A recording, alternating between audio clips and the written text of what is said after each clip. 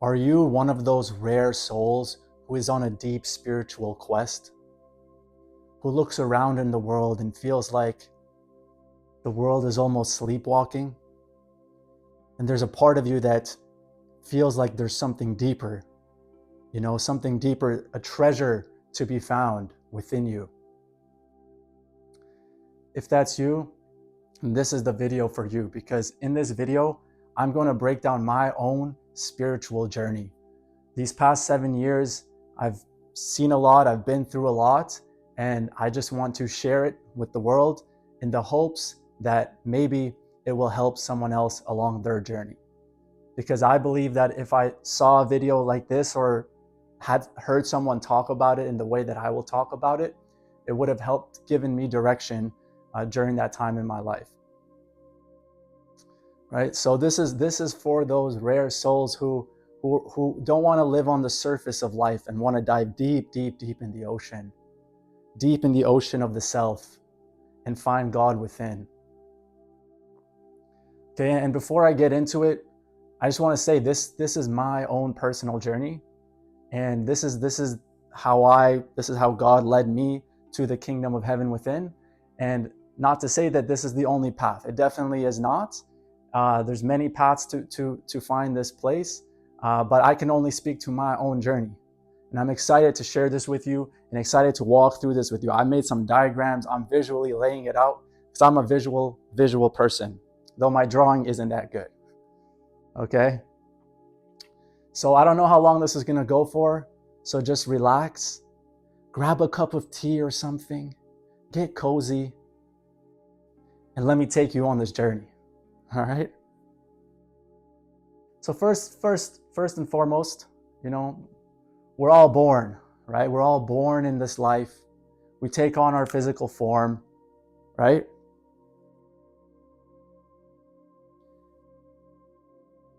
But this existence is very trippy, right? It's extremely trippy. It is very deep, right? So what happens? As we start to grow, there are rafts that we can take that help us navigate across the ocean from our birth all the way, to our death.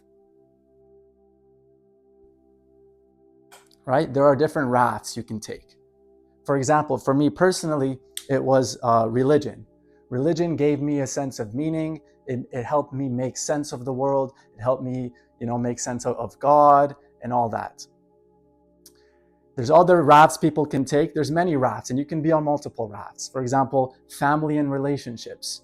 With family and relationships, it helps you, stay afloat and gives you a meaning and purpose in your life. I can only speak to my own personal journey, but so my personal journey with religion is that, like, yes, it gives a framework, but it's almost like the training wheels on the bike of navigating through life.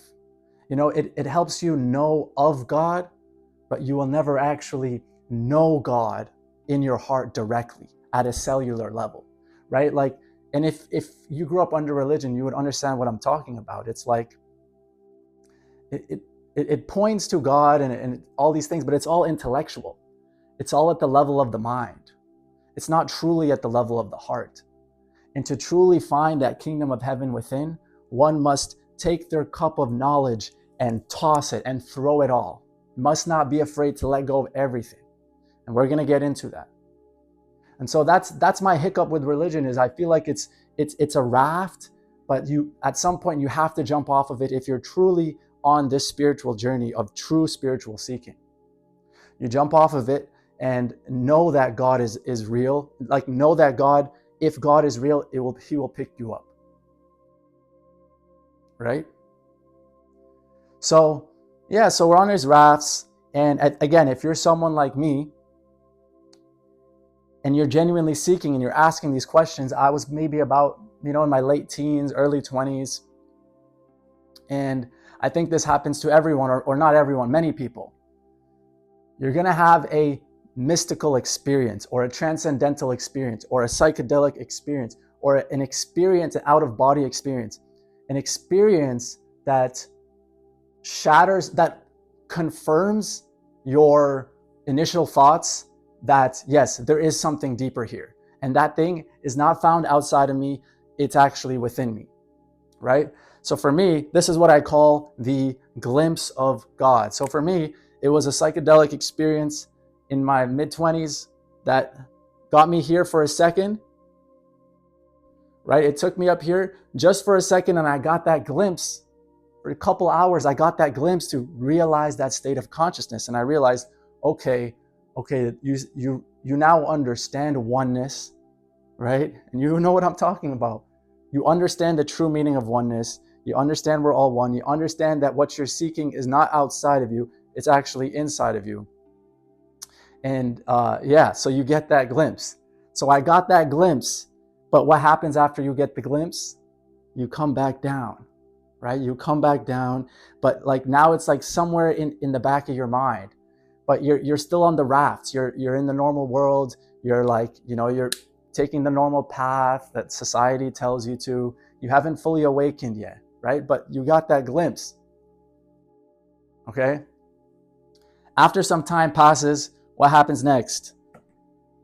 What happens next is I got the call to jump, right? I got a call. It's like there's a voice, there's like a feeling inside of you. Inside of me, there was a feeling that was like,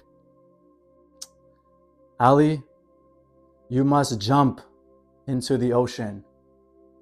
And trust me, it's a scary feeling, right? Where you're just like, man, am I living like, is this like you're on this raft and you're looking and it's the ocean and it's scary. And you're like, should I jump? And then you jump in, right?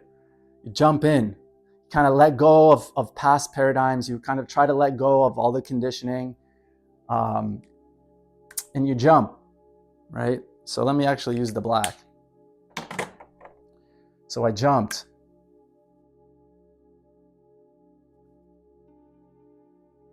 Now, the thing is, when you jump, right, there is a invisible cord that's still keeping you connected to the raft, okay? Just remember this cord, okay? Because it's gonna make sense later. It's invisible. You don't realize the cord is still there.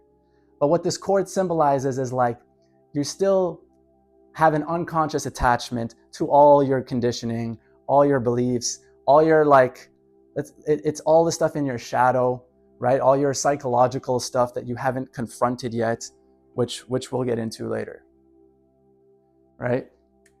So it's at this point you jump. For me, this was around 2020. It was around COVID time, right? When things are going crazy in the world. It actually started right before COVID, coincidentally, where I started experiencing, I started getting into more spirituality. This is where I think, this is phase one. I think everyone goes through this, where you start to, for me, it was like I started discovering Eastern spirituality. I discovered people like Ram Dass, experienced, I remember reading Inner Engineering by Sadhguru at the time, and it like tripped me up because of the concept that you're not your body or you're not your mind. Like in this phase, that kind of stuff can start to really expand the consciousness, which is why I call this phase here, this light blue, the shallow waters, it's the consciousness expansion phase, right? And it's in this phase where one starts to realize like, okay, all these social structures, the matrix, who's controlling the world, all that stuff, you start to go down those rabbit holes, right? Rabbit hole after rabbit hole. You start to get into like UFOs, you get into all the new age, you get into different texts, right? For me, one of the most impactful texts I read at that time was The Law of One. Super, super great text. But all of this is like ancient civilizations, lost civilizations, all of it, right? It's just you're expanding and you're realizing, okay, there is more to this life, and it's extremely enamoring, right? It's enamoring because it's like there's all these fish and all these colors, and you're like, whoa, and then you start to feel like you're more awake than others. It's like it's that part of the journey. And so for me, that was about 2 years in this phase, right? Where it's like things are happening in my body that, the Kundalini starts to rise and all that stuff, right? But like something starts to happen, right? As you're coming down, there's all this stuff, like your mind's expanded, you're reading all these texts, it starts to get chaotic. And to be honest, I feel like this is where most of the spiritual world on YouTube is until today. Like most people are swimming in this region, and it's super chaotic, right? So for me, it was like, okay, I got like, you get the intuition of like, you need to distill this down. How do I distill all this? Like now my consciousness is expanded, but you still need direction and grounding in life, right? So for me, it was like, I needed to distill this down to like a text that I could read over and over again that keeps me grounded, and maybe a spiritual teacher or two who I know, who I can feel in my heart have already been through this entire journey and who resonate with me at like a deep soul level, and I can just learn from them and take and learn from them. And so for me, the text was the Bhagavad Gita, and the spiritual teacher was Aaron Abke. Shout out Aaron Abke, man. Changed my life, bro. I first came across Aaron in 2020, and until today, man, honestly, great spiritual teacher. If you haven't checked out his page, check it out. Okay, so that's essentially this phase here. So in order to answer the call to like keep swimming down, right? Actually, let me erase this. The only way to continue it is to distill everything you've learned into something that you can take with you and keep you grounded in life, right? So now you enter the next phase. And so yeah, for me, I took those two things. I took Aaron Abke, I took the Gita, and maybe some other texts that for me became a spiritual grounding in my life. Okay? So out of all, and it's still like, you can take something else, right? For someone else, it could be something related to ancient civilizations. It could be something related to, I don't know, anything. But it needs to be distilled, right? Otherwise, you can get really lost in this area. Really lost. So yeah, so for me then, so the next section, what I call the dark blue region, or what I'll call the false kingdom.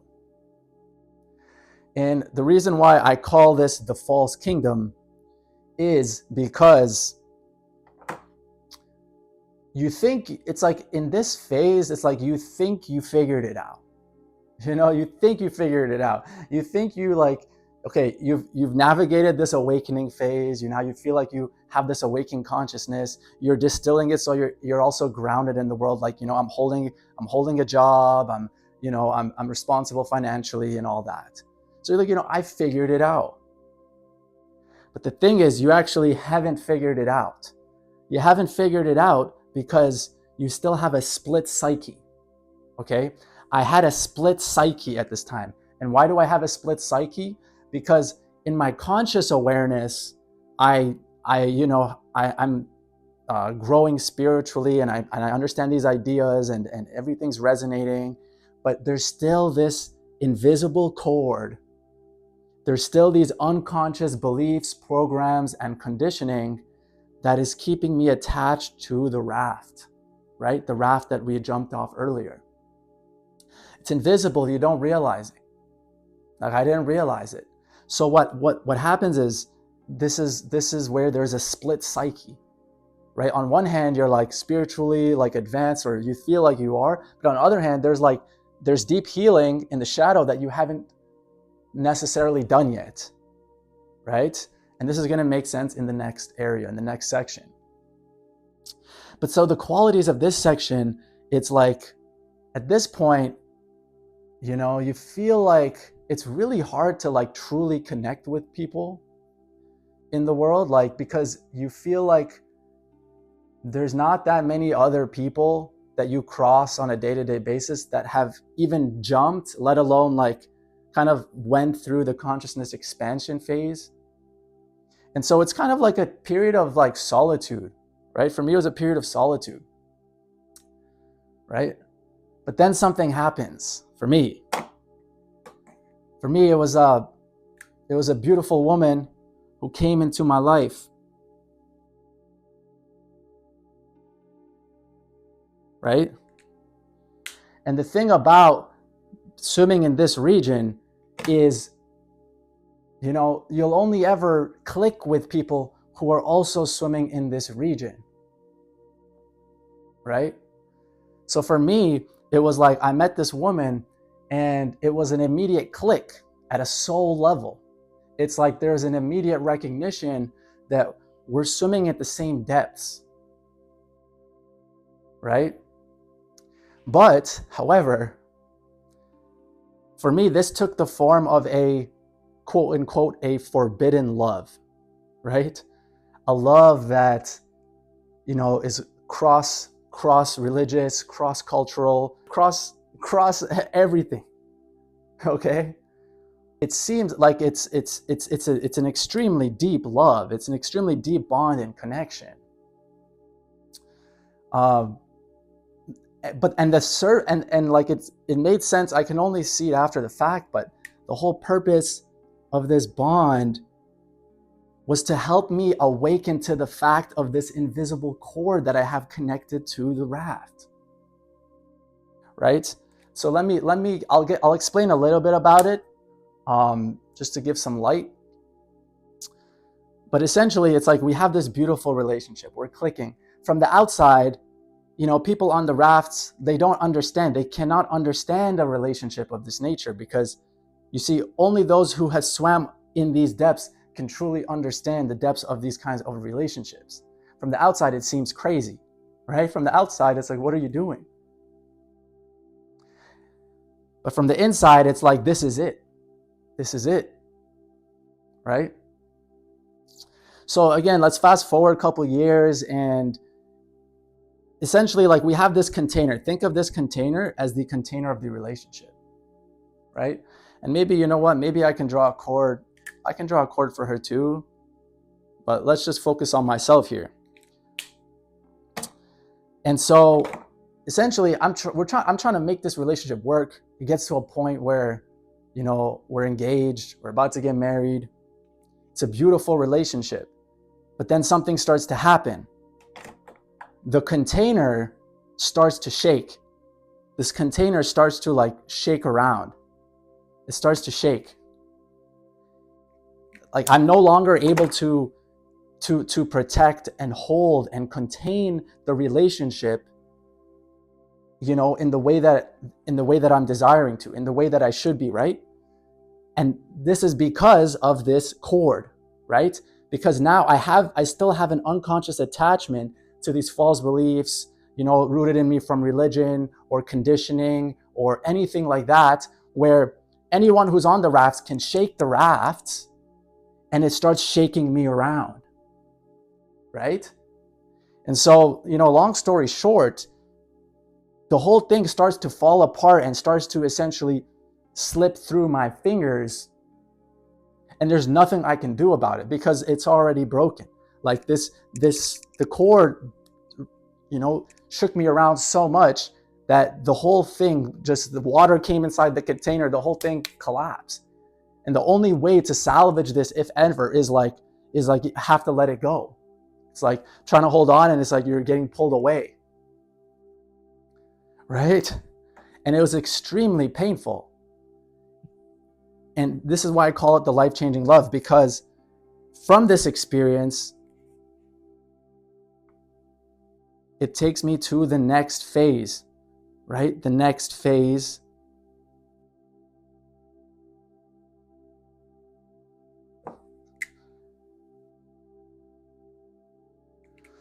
The next phase, which is the rupturing of the cord. Okay? So this is the crisis. Okay? So I just went from about to get married to a woman who I love so dearly, right? To suddenly being thrown into solitude and isolation. Like my whole life flipped upside down overnight. Overnight.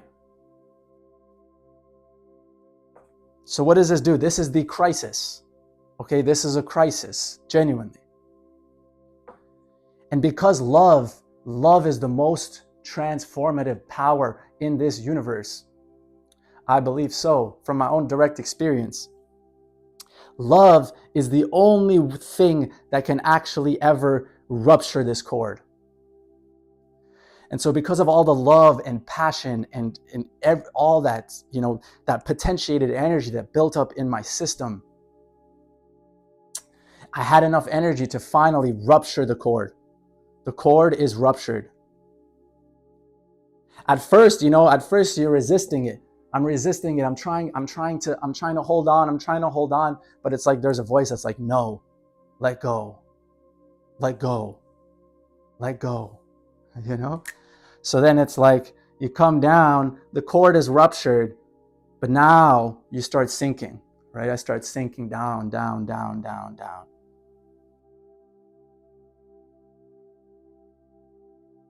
Till I hit rock bottom. Boom, boom, rock bottom in the black, in the depths of the underworld, in complete solitude. I don't have a social life really. I don't distract myself. So from this phase, the only way I could ever truly free myself from the rafts was for the rupturing of the cord. Boom. I needed to get that cord ruptured. And the only way I could get that cord ruptured was through the power of love. Right? And so now I'm kind of like, this is an intense period. I can make a whole video just on this one period. Just on this one period. But I'll try to keep it brief. Okay? So remember, the whole purpose of all of this is like, it's a spiritual seeking journey. I'm trying to know God. So this whole time, everything that's happening, it's like guided by a higher force. And I see it now after the fact. Right? So it's like once I came and hit rock bottom, it's a completely disorienting time. It's a completely disorienting time. But then something magnificent happened. In the pits of darkness and despair, I felt a light. I don't even want to call it a light. It's like I felt a support from the ground, from like the ground of existence itself. It's like the fabric of existence. It's like you're sinking, and then suddenly like the fabric of existence is holding me up. It's like holding me up at a cellular level. And again, this experience, all of this is really beyond words, right? I'm trying to like put it into words, but it's like a masculine, strong energy. It's like the masculine principle. And like for a few days or maybe a week, I felt okay. I was like, now I don't believe in God, like over here in religion. It's all about belief and faith. It's like, no, now I know God. I know God is real. It's not even a question. And it's very intimate. But then something happens after that week or whatever, that short period of time. I don't remember exactly how long.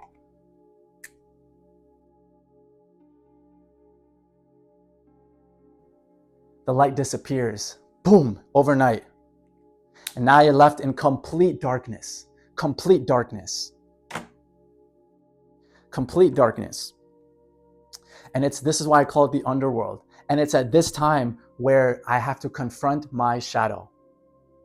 Confront everything, that cord, everything that was held in that cord started revealing itself to me.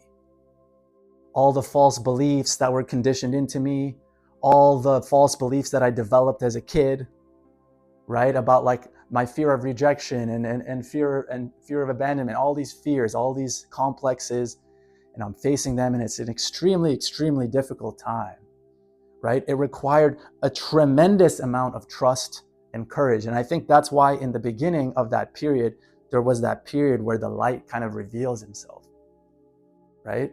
Because once the light goes away, you have to trust and surrender and have courage to trust that what's happening is being guided by something higher, because you have no idea how long it's going to go for. You have no idea how long it could last for years. You have no idea. And so this is the confrontation with the shadow, as Carl Jung says. And it reminds me of, like, if you go back to the part where the light reveals itself, it's like reminds me of that quote with Carl Jung when he gets interviewed by an interviewer asking him, like, do you believe in God? And Carl Jung is like, I don't believe in God. I know. And that's what happens when you have your confrontation with the shadow. You know. It's no longer a belief because you went all the way down to the bottom. And then in this period, what happens is the alchemical process now kicks in. All that potentiated energy, all that love energy that you cultivated, in the period before, it starts to work itself on you. It starts to work itself on you in a metaphysical sense, right? At least it did for me. Again, I keep saying you as if like this is the path you're going to take. I'm just saying, I'm talking in the second tense just because that's just like, it makes it easier to talk. But yeah, like this is what happened to me, right? So for me, it's like, this is where like the alchemical process starts to kick in, right? So you go through your calcination, the burning of the old self, right? It's just the old self essentially starts to die. So the alchemical process kicks in, you go through your calcination, all the steps, all the different stages of the alchemical process, that's all happening metaphysically, right? Like the crazy thing about all of this is from the outside, no one has any idea. Like people obviously know you're going through something tough, but like even now it's like hard to even describe in words how this whole experience felt subjectively. I'm still going to work, still doing this, I'm still going to the gym, and if you know, you know. But it's at this point where you have the death of the false self. You realize that everything, it's almost like the version that you were, the way that you saw life, everything was like an illusion. It was false, right? It was like a false version of yourself, one that had like roots in a lot of fears, right? And so this is called by many names across many traditions. I know in the Sufi tradition, it's called the fana, the annihilation of the self. Carl Jung terms it, I think, the death of the false self. You have it in other traditions too, like in Christianity, right? You have the death and resurrection, which we'll get into the resurrection part. So this stuff is universal. I'm not the first, to go through this, but it's really interesting to have experienced it myself and be able to kind of create my own framework and ideas around it and see how it lines up with other people. But yeah, so this was like a period of about 8 months, and it was tremendous grief. Like it's tremendously, there's a lot of grieving that occurs because you're essentially grieving a version of you that like no longer exists. So it's like a grieving, but it's also, there's a rejoicing in it too. So after some time passes and the alchemical process makes further progress, you start to feel like there's like a sun that starts to shine within you, right? Like for me, it felt like there was like this sun that just started shining within me. It's like a sunrise, right? It's like coming over your being. And every day comes and it's like you're being reborn. It's almost like you're coming out of a womb, right? You're coming out, and every day you're coming out into the light, into what I'm going to say is the true self is born. Put the little solar symbol on him. The true self is then born, and then the most beautiful thing happens. The true self is born, so you died, and then you were resurrected. So I died, and then I was resurrected. And then you get taken up. It's like you get taken up.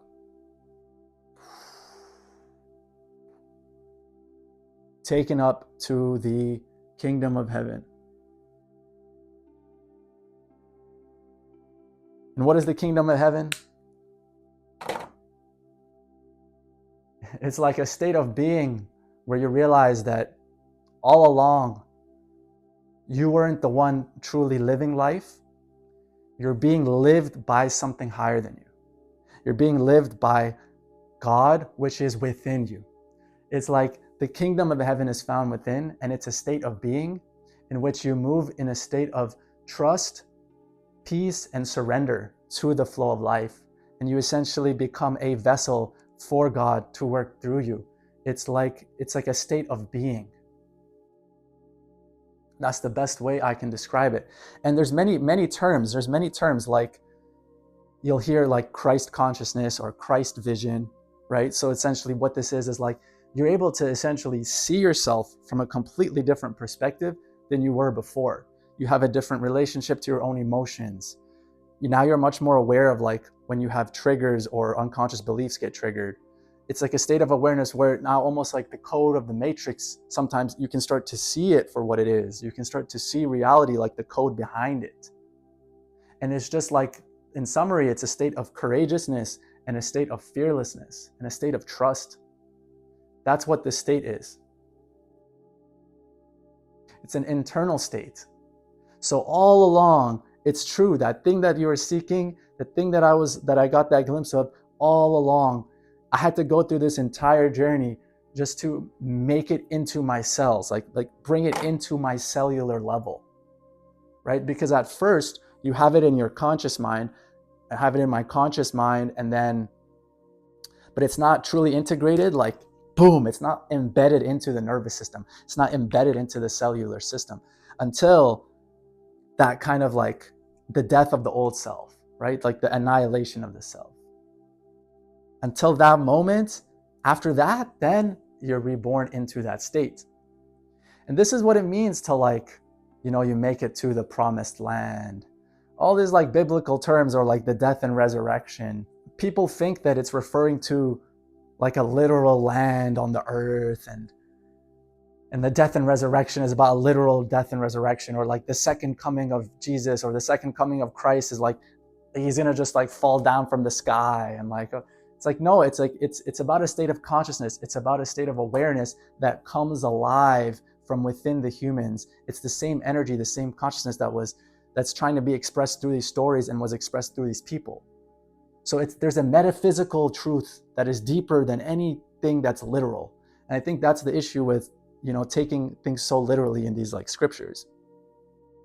You can also see it in the Hindu tradition. This is like from the Kali Yuga to the Satya Yuga, right? You make it to the Satya Yuga internally. It's an internal state. So each individual is living in a Kali Yuga or a Satya Yuga or any other Yuga, right? In the Sufi tradition, it's called Baka, I think that's how you pronounce it, where you enter this state. So this is universal. And then the beautiful thing is that once you attain this state of being, you now recognize, like now I can see like Aaron, for example, Aaron Apke, the teacher, I can see like he's been living in this state for a long time now. He's trying to communicate, he's trying to talk about it, right? And then you start to see it, and then all you want to do is you just want to come back. All you want to do is just come back as your new self, right? And just spread the good news. You just want to spread the good news. You just want to tell people. And this is why I'm making this video. It's like, I want to tell you, I want to give you assurance that if you are on this journey, again, it might not take this path for you, probably won't. But the idea is that what that thing is that you're seeking, you're going to find it if you're seeking it. Because it said, like, when you take one step towards God, God takes 10 towards you, or it comes running towards you, right? And it's like this, right? It's you take a step towards God by leaving all the old structures. And it's ironic. It's like, you leave religion and you will find God. You leave everything. like I like career, like obviously I'm not saying to actually leave it, but I'm saying like leaving the attachment to it, leaving the attachment to thinking that these are the things that are going to save you. Because at the end of the day, nobody is coming to save you. Nobody is coming to save you. You must save yourself, right? You become your own savior. You become your own Messiah. But but it's like, it takes a journey. It takes some kind of journey. For me, it was this one.